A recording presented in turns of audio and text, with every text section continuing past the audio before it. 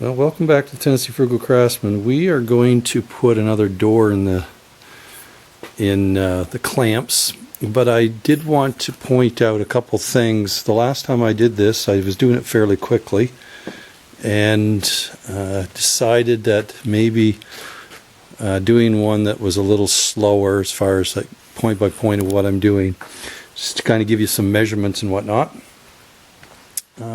First thing I want to point out is that these pieces, this is not the normal as far as what I'm using. I normally try to use clear stuff.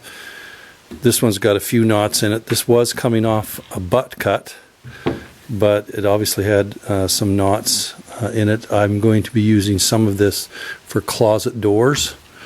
So, like for example on this side, it's not too bad. So, just to give you some measurements here, what I'm doing. These are 5 inches, so if you're planning on cutting anything for making doors, I would suggest at least 5.5, if not 6 inches to start with. Now the reason for that, this may seem a little excessive, but it gives you enough. If the piece is bowed this way, like if it's got a bow from the length, along the length of it, you can actually straighten the edge and then run it through your table saw, like I've got set here. Set the table saw at 5 inches when you've got it all straightened out. Now, normally what I do is I use my, you saw in one of my earlier videos, I'll post it down at the bottom of the video here. But what I normally do is I will use a straight edge and my block, or my electric planer, my hand planer, and I just trim off the edges. It's always easier to do, set it at the bow up this way and take off the high points on each end. Once you get that relatively flat with a straight edge, then run it through your table saw 2 or 3 times, and each time flipping it back and forth, and that will get it straighter every time. And then the very last time, run them all through, so have them about 5 1/8, and then the very last time run them through at 5 inches, and that way you've got a nice straight piece of lumber. So I've got enough here for 2 doors, actually 3 for the rails, but 2 for stiles.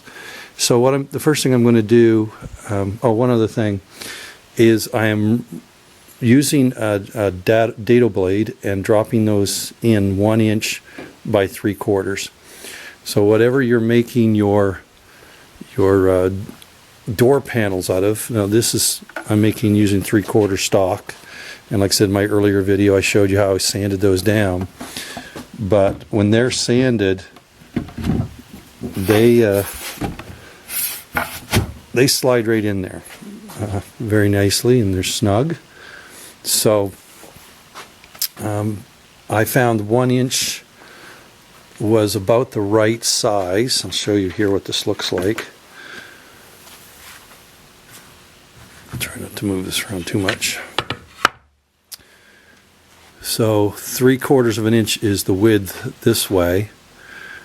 It's 1 inch back in. You have to make sure that these are not too long, or your tongue will ride up in the groove. So you want to make sure that when they're down, they come down tight against this, so when they're clamped, they will tighten right up.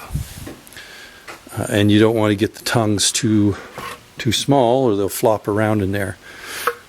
So the measurements for the stiles, 5 inches finished. The very bottom, let's take this off here. Oops. Move some of this stuff around here.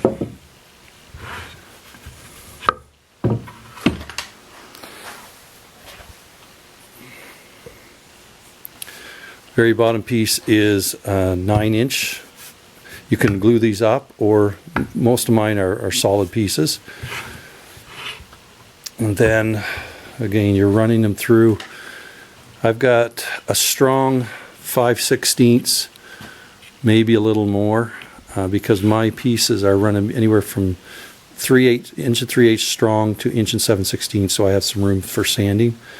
And then for these are 32-inch doors, so I'm making these pieces 24 inches long, setting my dado blades and my fence, and like I said, I showed you that in an earlier video, making these 1 inch on each end. That's going to give you a finished dimension of 22, plus the 5 and 5 here gives you the 32 inches in your door. So these are 9 inches, these are 7 inches. That's the top, so bottom, top, and of course you only do one side of these. But on the middle rail, that's actually another 5-inch piece, and of course you've got the inch dado on each side. So I'm going to set up, and what I need to do is I'm just going to sand these off and get ready to get everything to assemble, and I'll come back. All right, I went ahead and just sanded these edges here, because just block sanded them before I put everything together. And now I've got everything dry fit. Nothing's glued up yet, but I will say the best way to do this is make sure you've got all your clamps underneath ready to go, because you only got about 30 minutes max on working time on these on the glue. I think it's about 30 minutes. And so you don't want this to get away from you. And so what I've done is I just kind of cinched these up a bit, and just kind of walk around here, show you what I'm doing. Cinched it up, these up a bit, and I made sure that everything was square. So I set these in, and once I realized everything is square, then I put a little pencil mark where the glue, because these are how far the glue is going to come out. I don't glue the actual panel itself in the slot. I just glue the stiles and rails together. There's obviously going to be some glue down in the corners that will catch it, so they're not going to rattle around. Plus these are going to be paint grade, so the paint will seal everything in. I mean, you could take the time to glue it. I think that it'd probably be better for the panels to be, because I've got the panels about 1/8 of an inch smaller than the actual opening. So if this is 22 inches across, so for example, get this opened here. If this is 22 inches over to my rail, it's hard to see on the contrast here, but it's actually 22 inches. Then what I do is I make my piece 21 and 7/8. 23 and 7/8. So this piece here is 23 and 7/8. So that allows about 15/16 of an inch each way, and I do that all the way around, so these panels are not in there tight. Plus, it gives you a little bit of work room to, if anything expands or contracts on the panel itself. And so once I get everything set to where I want it, I put a mark on each side, and now I'm going to disassemble it and start putting the glue in. And the very first thing that I do, and I apologize, I can't, you'll follow the other video for me gluing it up, but when I get going in gluing this, I don't want to stop and obviously talk in a video. So I'm just going to explain what I'm going to do, and then I'll come back after I've got everything glued up. But what I'm going to do is I'm going to take this, the two stiles, once I get everything apart, and I'm going to flip them on their edge, and I'm going to put the glue in these areas first, like on the inside. So let that glue be running down into the pocket. So those are going to be upright. So I'm going to get this apart. Like I said, the main thing is make sure you got your marks everywhere you're going to be gluing. And I'll come back and I'll show you just before I start gluing. So what I've done here is I set the glue down in, and I'm just letting it run down in those spots. And now I'm going to go ahead and set my rails. I'm just going to tack everything together. So I'll come back. While that's running down in there, I'm going to start gluing these tongues.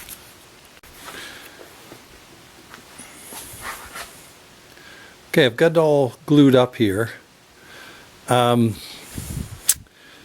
This particular door gave me a little bit more problems than normal.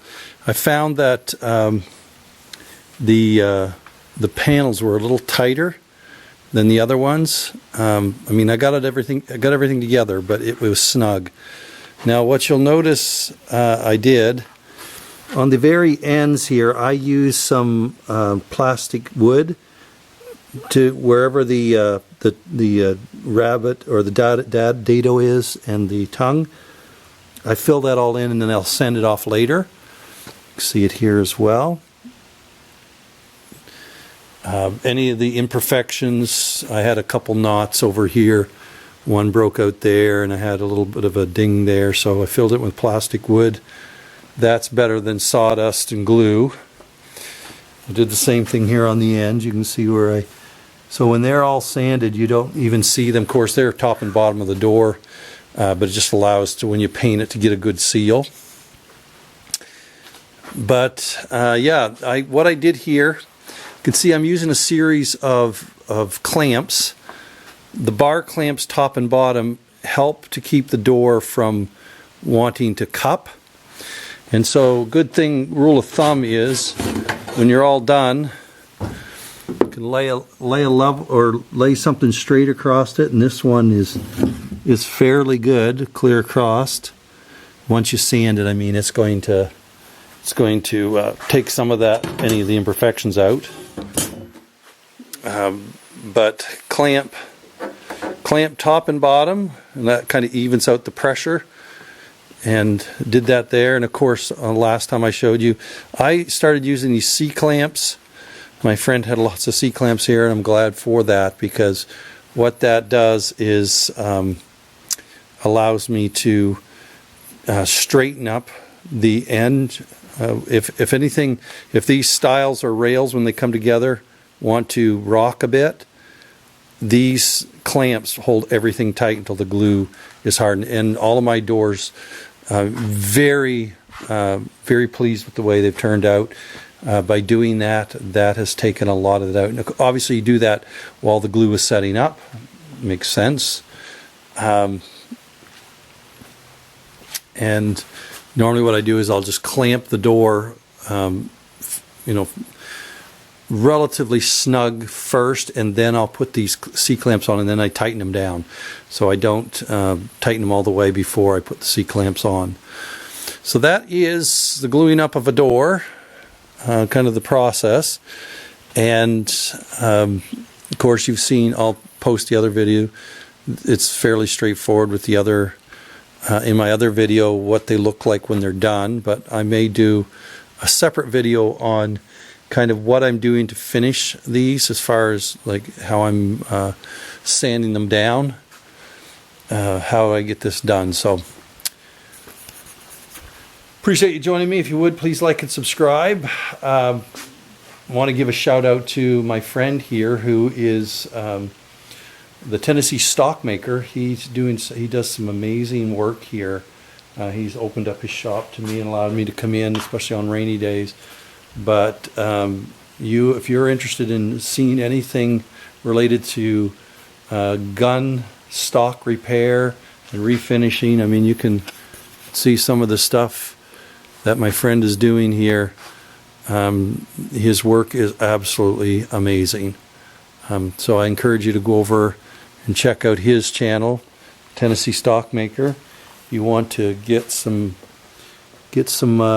ideas about how this is done, appreciate that too. So anyway, until next time, if you would, as I said, please like and subscribe. Keep with me. I am hoping to pour concrete on Monday, so this video hopefully will be out probably tonight or tomorrow, Saturday. So be looking for that video. But until then, as always, you have a great day.